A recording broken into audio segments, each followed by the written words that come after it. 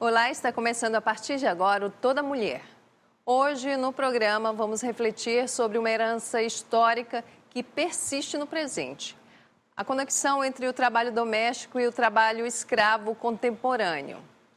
Embora regulamentado por leis como a PEC das Domésticas, esse trabalho ainda expõe 92% das mulheres da categoria, sendo que 65% delas são mulheres negras, a condições de vulnerabilidade que podem convergir com situações de exploração análoga à escravidão.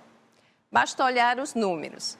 Entre 2004 e 2024, ou seja, 20 anos, mais de 3.400 mulheres foram resgatadas em condições similares à escravidão no Brasil.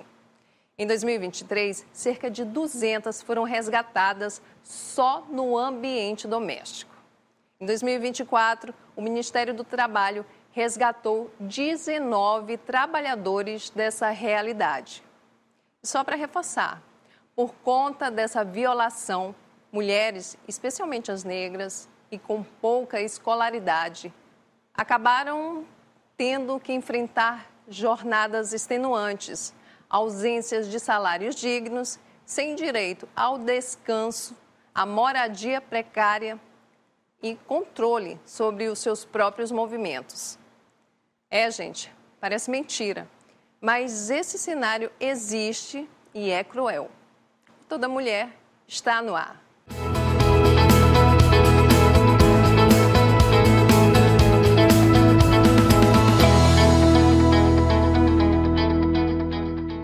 E as convidadas do Toda Mulher de hoje são a diretora do Sindoméstico Maranhão, Maria Isabel, e a professora Flávia Almeida Moura. Ela é pós-doutora em Sociologia e Antropologia da Universidade Federal do Maranhão e também doutora em Comunicação. Sejam muito bem-vindas, as duas, ao Toda Mulher.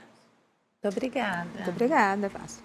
Então, eu citei no início a PEC das Domésticas, que é uma lei importante, uma legislação importante, que veio para dar esse apoio, não é, para as mulheres que há muito tempo vivem em condições que são muito precárias. E a gente vê que essa realidade, né, ainda persiste. Como é que está essa situação, Maria Isabel? Como você falou de início, as mulheres que estão sendo encontradas e resgatadas no trabalho escravos, elas iniciam essa luta, ou seja, esse trabalho ainda jovem, criança, assim como eu iniciei aos 8 anos de idade. E, por isso, estão sendo encontradas agora no trabalho, depois de longas datas. Temos também o caso da Sônia, que está aí, que foi com 7 anos para esta casa, hoje está com 56 anos, e vários casos, como a Madalena, a Raimunda e Itas, né? Então, eu também me imagino nessa situação.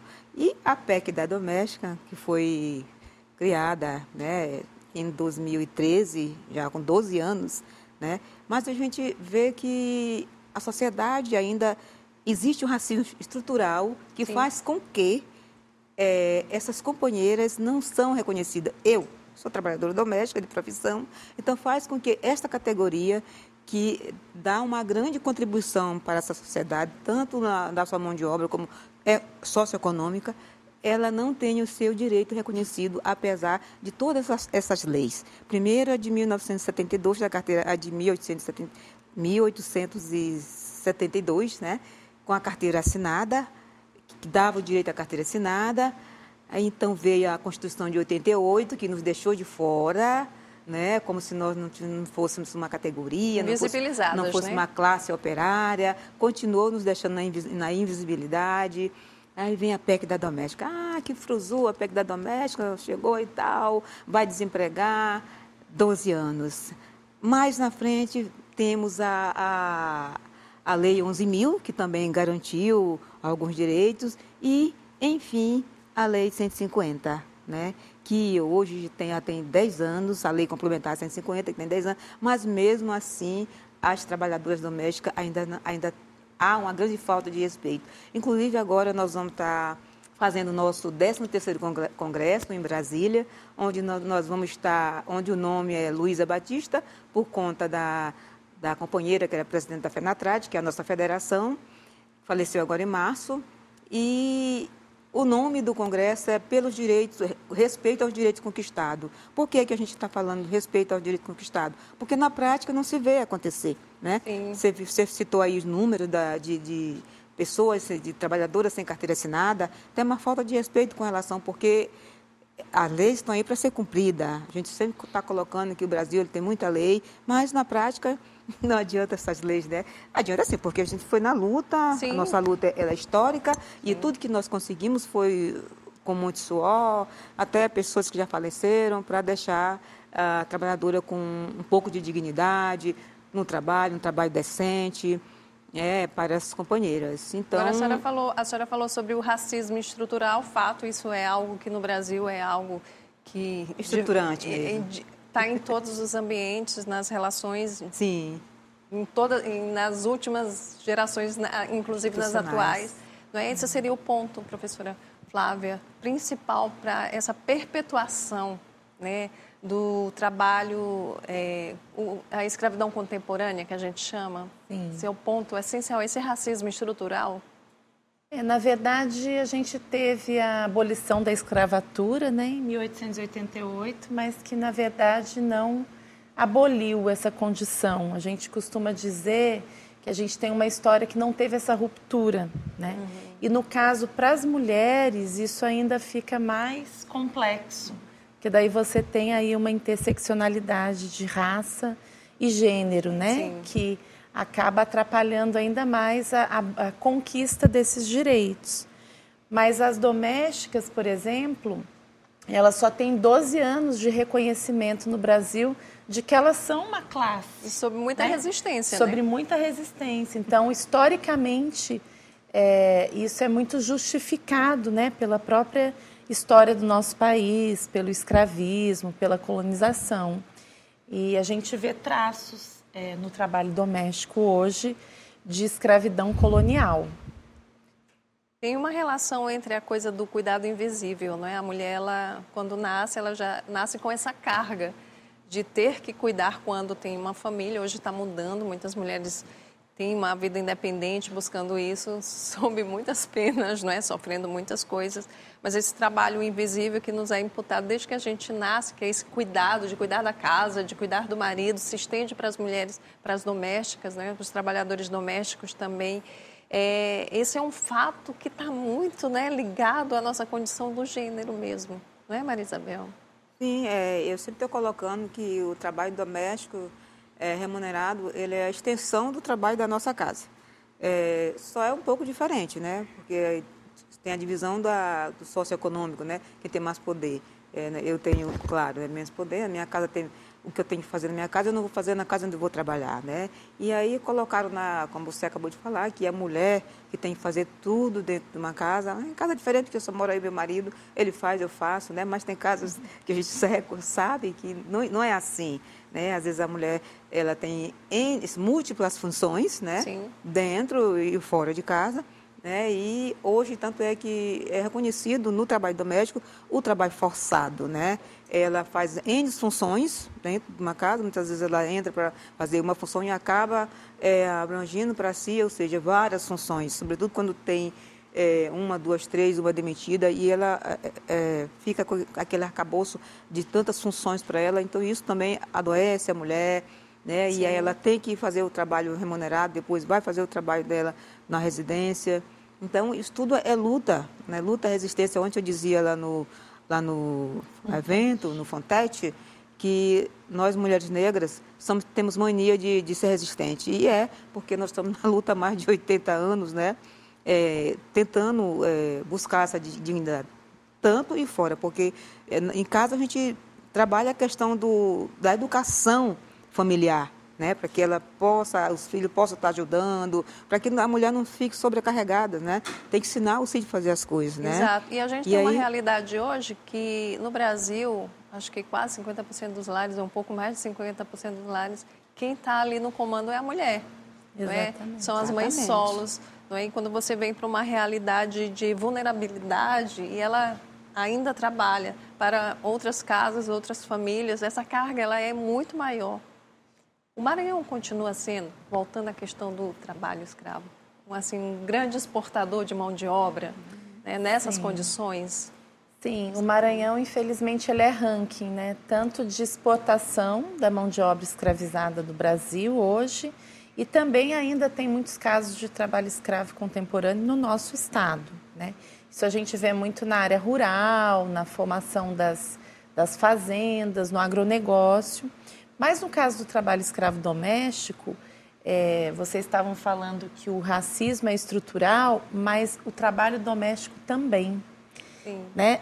A gente não consegue imaginar uma sociedade brasileira hoje sem uma trabalhadora doméstica, principalmente para as classes mais abastadas, né? Então, também é uma cultura, é um modo de exploração que ele é silencioso, é muitas das vezes naturalizado, né? Então, essa exploração, às vezes a gente mesmo que já tem o conhecimento, que já tem o direito, às vezes a gente tem uma dificuldade de compreender isso, falando de uma sociedade, né, como um todo, que aquele tipo de trabalho pode ser superexplorado, né? Jornadas exaustivas, essa coisa da trabalhadora doméstica dormir na casa dos patrões, sem ser remunerado por isso, né? Ficar com o filho um pouco mais, né? Acumulando funções dentro da casa. Exatamente, sem entender isso como uma jornada exaustiva, uma hora extra, né, Isabel? Então, tem várias naturalizações ali no processo também, né? Sabe o que a gente vê? A gente fala muito sobre isso, a informação está muito mais fácil de ser acessada, mas quem vive a situação sabe como é que está esse contexto de fato, qual que é a realidade. E aí você, Maria Isabel, ali na diretoria do Sindoméstico, tem muitos relatos ainda de situações assim, porque só sabe mesmo, né, quem está vivenciando, e o silenciamento é um ponto muito sério, né, nesse tipo de violência também. A nossa luta, ela sempre foi uma luta desigual, porque das outras categorias, porque enquanto a fábrica, os outros órgãos, o comércio, as fábricas, ou seja, outras instituições, o sindicato ele vai lá, né, o pedreiro, o sindicato vai lá, olha, observa se está tudo correto, se a carteira está assinada, se está sofrendo algum maltrato, se está sem o IPI. A nossa categoria não. Ela é, como a professora falou, ela é silenciosa. A companheira ela trabalha praticamente só nessa residência, não tem com quem conversar, não tem com quem denunciar, a não ser o sindicato. E aí, quando elas chegam no sindicato, só acredita quem está lá, como ela passou por lá uns dias, até choro teve, de tantos relatos ainda, vamos dizer assim, que desumanos. Chocantes. Humanamente não era para existir, né? Então, só acredita, foi muito bom a federação ter sido convidada para estar na mesa ontem. Eu não sei se eu falei tudo, né, professora? Mas eu deixei um recadinho para os juízes. Ali estava o judiciário, né? Então, como você disse, só sabe quem pratica, só sabe nós que estamos lá na residência, que sabemos o que se passa nessa casa. Então, eu li lá uns 13 relatozinhos, bem... para ver se impactava, né? Porque a gente esbarra no judiciário com relação ao tempo de moradia, que como é que chama, professora? Que passa o tempo e ela só tem aquele período. Ela só tem 5 anos para receber, me passou aqui o nome. Dos direitos, né? Os direitos. Entrar nos direitos. Não, ela trabalha 26 anos, a prescrição. A prescrição. A questão da prescrição. É muito triste. As companheiras chegam no sindicato, tem que trabalhar 10, trabalha 26, saiu, foi demitida, agora eu vou querer todos os meus direitos. E aí eu respiro e digo para ela, você só tem 5 anos. Então, essa questão da prescrição, ela é cruel também, né? Ela é cruel, fora dos relatos de assédio moral, do trabalho forçado que existe ainda nesse trabalho. Então, a gente tem que sentar para conversar. Inclusive, agora no nosso congresso, nós vamos pedir para sentar para conversar com o judiciário, ver o que ele pode fazer. O ônus das provas, como eu acabei de dizer, ela trabalha só. Então, ela não tem como provar aquilo ali. O adicional noturno, a carteira assinada, até que ainda dá para olhar a carteira, mas o adicional não, ela não dorme, ela vai dormir tal hora, então só ela pode provar isso. Apesar de ter um livro, que não existe esse livro. Como fazer isso se você está ali envolvida no trabalho, né? Então, o que eu aconselho, oriento, é que ela tem câmera na casa muitas das vezes, né? Eu digo, então, manda puxar a câmera, mas na hora de algum processo, a câmera sempre está quebrada. Sempre está quebrada para olhar. Sempre perdeu o arquivo, não é? Não tem. E tem lares ainda que proíbem o uso do celular, não é? Quando é para uso fruto da companheira, mas quando é do empregador sempre aparece lá, se é que ela fez algo, né? Aparece essa câmera. Então, é bem ainda sugestiva essa questão do acompanhamento. E aí a gente sente falta de quê? Da fiscalização. Eu também deixei um recado lá para eles ontem. A questão da fiscalização eficaz. Porque tem uma fiscalização que você liga para o empregador, eu vou passar aí na tua casa amanhã, ou esse mês para saber como é que está a situação da tua trabalhadora. E aí? Esses são pontos que se assemelham à questão da escravidão contemporânea. Será que é isso? Mas a gente vai já, a gente volta, né? Porque vamos fazer um intervalo. E aí a gente volta já com essa conversa com a Flávia Almeida, que é professora da Universidade Federal do Maranhão, e com a Maria Isabel, que é diretora do Sindoméstico. Não saia daí, estamos falando sobre trabalho escravo contemporâneo e essa relação com o trabalho doméstico. A gente volta já.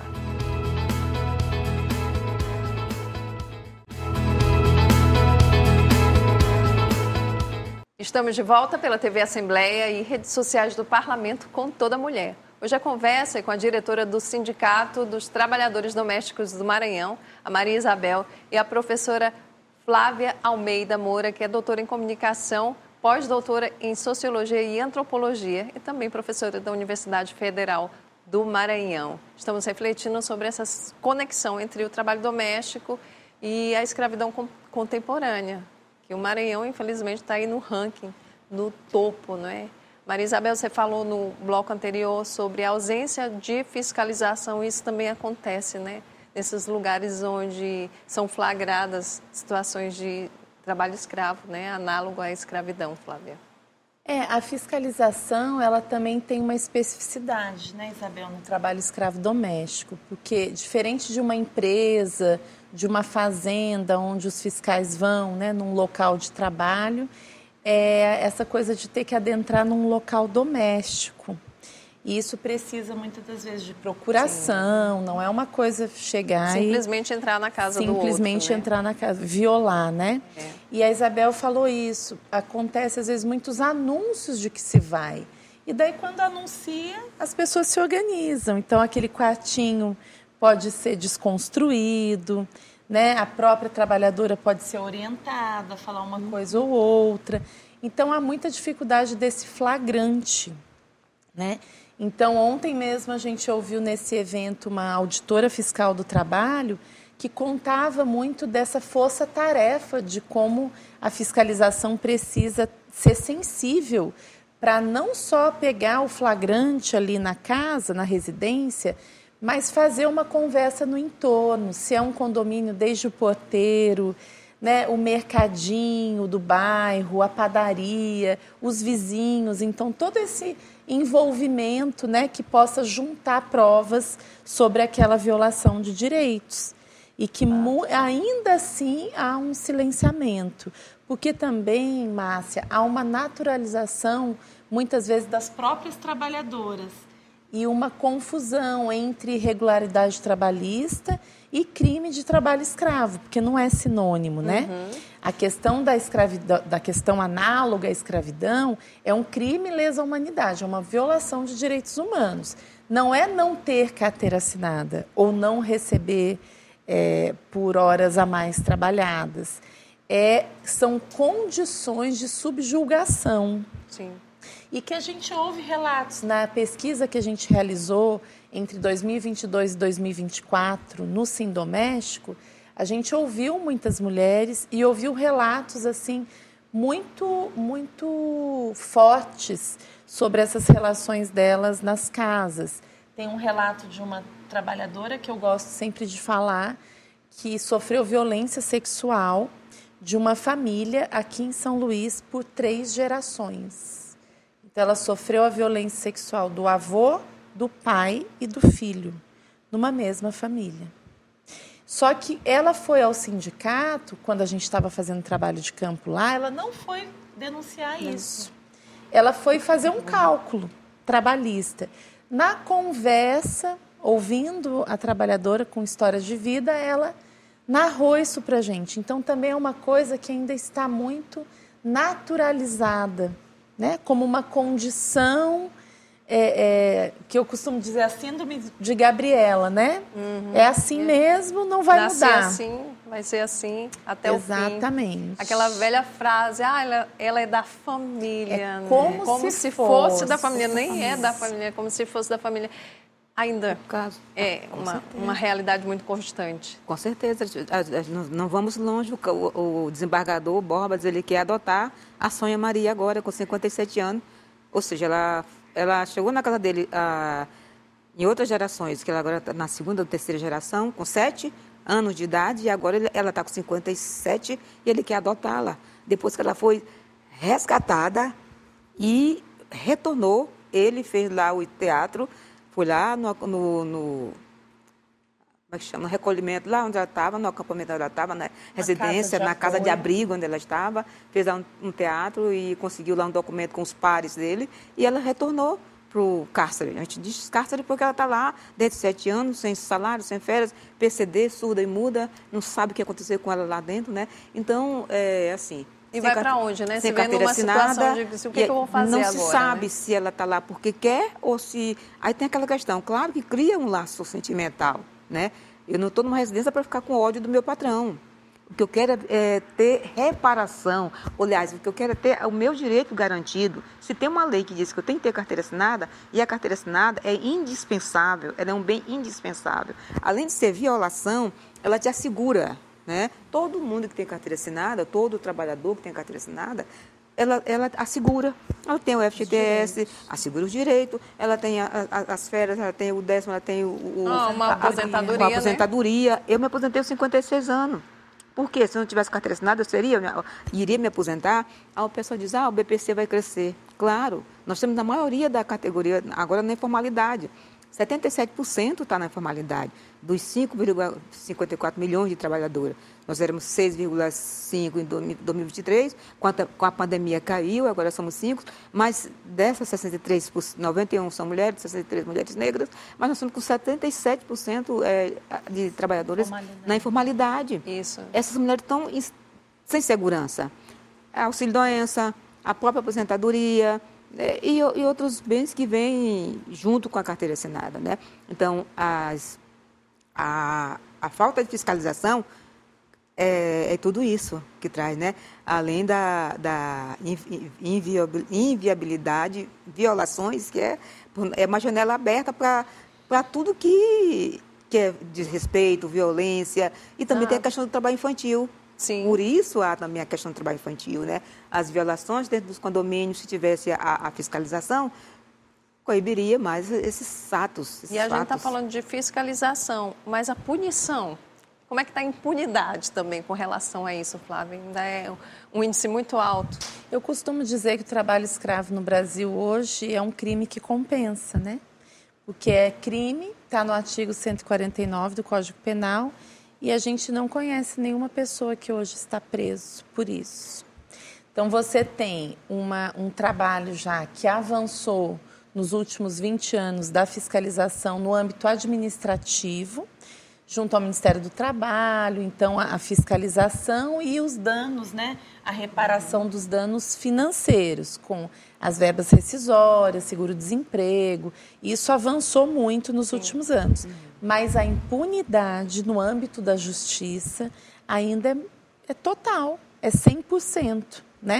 É uma mudança muito lenta, não é? A gente faz a relação com a violência contra as mulheres, não é? A quantidade de anos que os movimentos têm lutado, não é? Para coibir, para combater a violência que ainda se arrasta e acontece ali dentro de um elevador. Sim. Não é? Dentro de uma residência, na rua, em todos os lugares, nas relações, né, de controle sobre a outra pessoa. Isso é uma coisa muito óbvia. Inclusive, você é secretária da Mulher, não é? também tem Secretária essa... da Mulher da Federação Nacional das Trabalhadoras Domésticas. E aí essa violência, ela está muito ali, né? É, também a violência de gênero contra a mulher está muito presente na vida de quem precisa, de quem é uma trabalhadora doméstica, não é? E quem está no topo desta violência, as mulheres negras, né? Exato. Isso aí, a relação de trabalho não bem concebida, ela é uma violência, porque ela te nega direitos, sobretudo esses que nós acabamos de falar, que é a previdência, a licença maternidade, né? Te nega o direito de tu sair para te cuidar, né? Teve um ano aí que logo após, dentro da pandemia, junto aí na pandemia, nós fizemos, a federação fez uma campanha, cuida de quem te cuida, porque nós cuidamos da sociedade, nós cuidamos das famílias, né? Mas e a gente, quem cuida?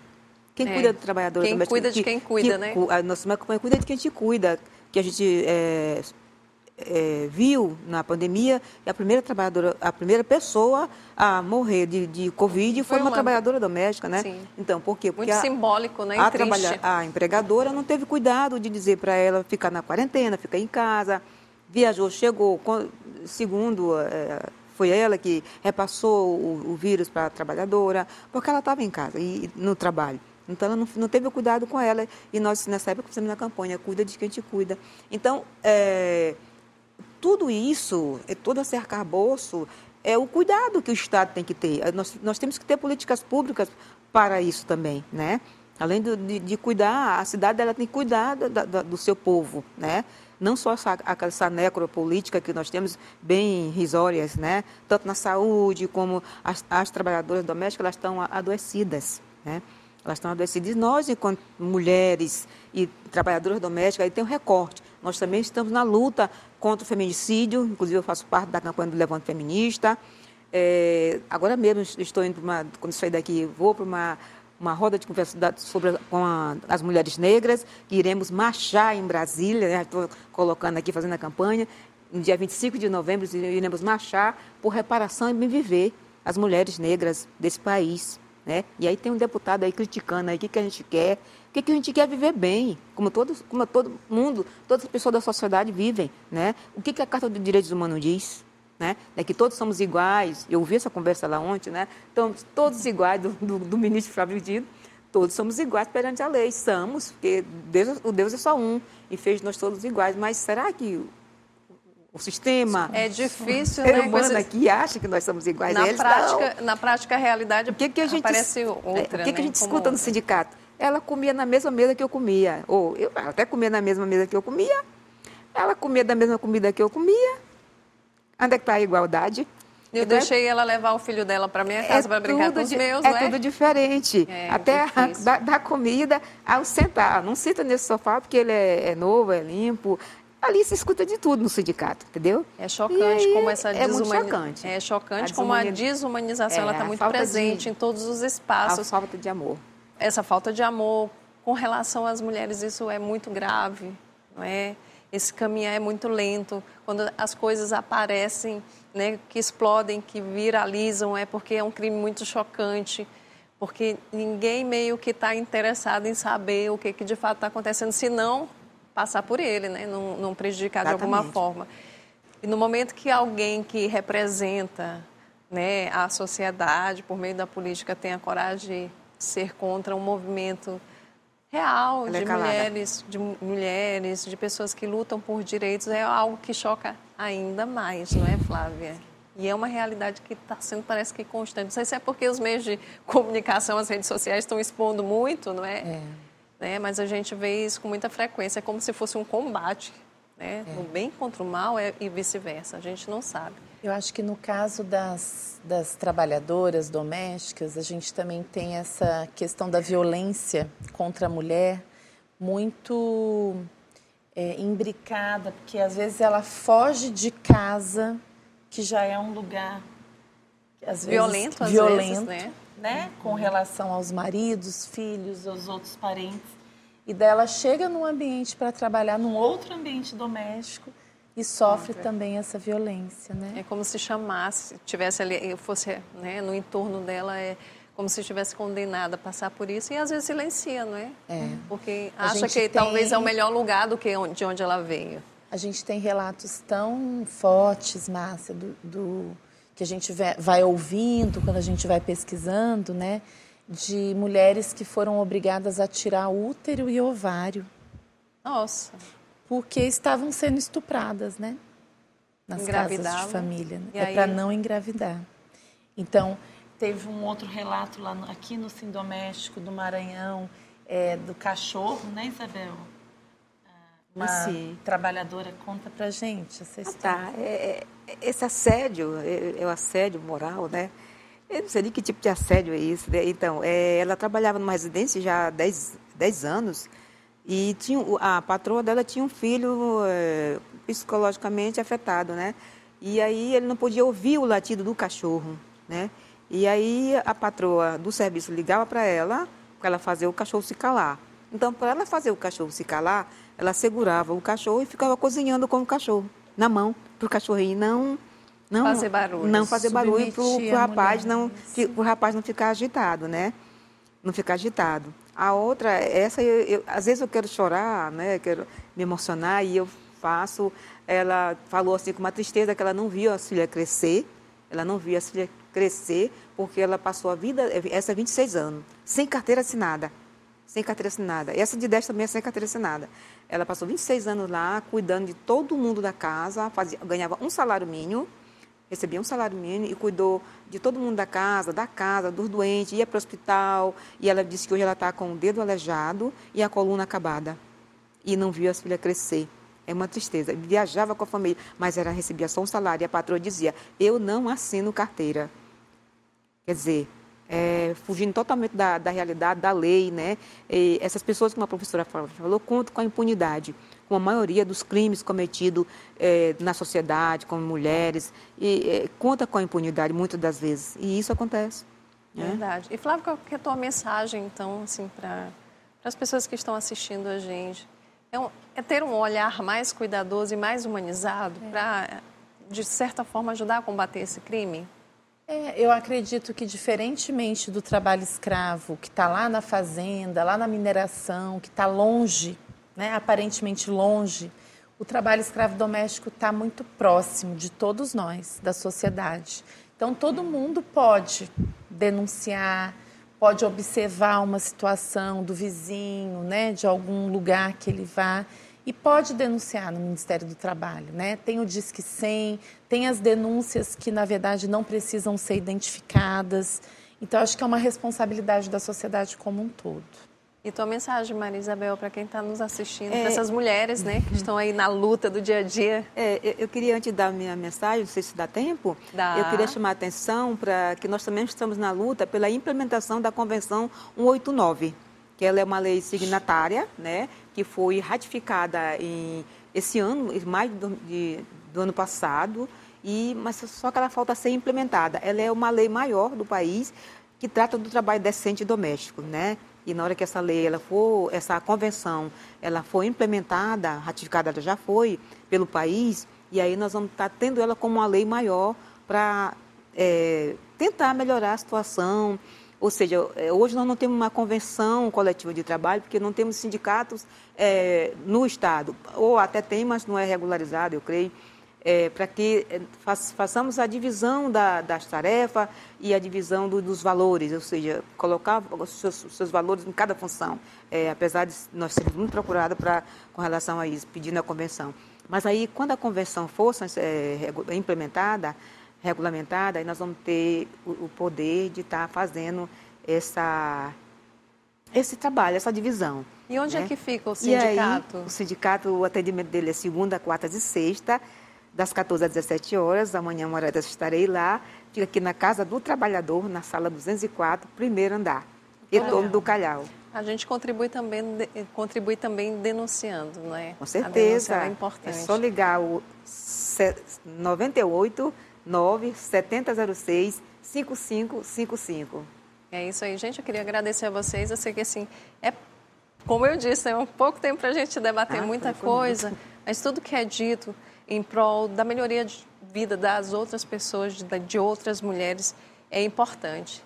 Eu queria agradecer vocês pela presença no Toda Mulher. Dizer que, mais uma vez, A Isabel já está aqui pela segunda vez, né? E a professora Flávia também está aqui. O espaço está à disposição de vocês. Sempre que tiver algum tema importante para a gente conversar, para refletir, para orientar outras pessoas, estamos à disposição. Muito obrigada. Muito obrigada pelo espaço. Tem uma foto ou não? Obrigada a vocês também pela audiência. E o Toda Mulher de hoje fica por aqui. Acompanhe a nossa programação também no YouTube da TV Assembleia do Maranhão. Até o nosso próximo encontro.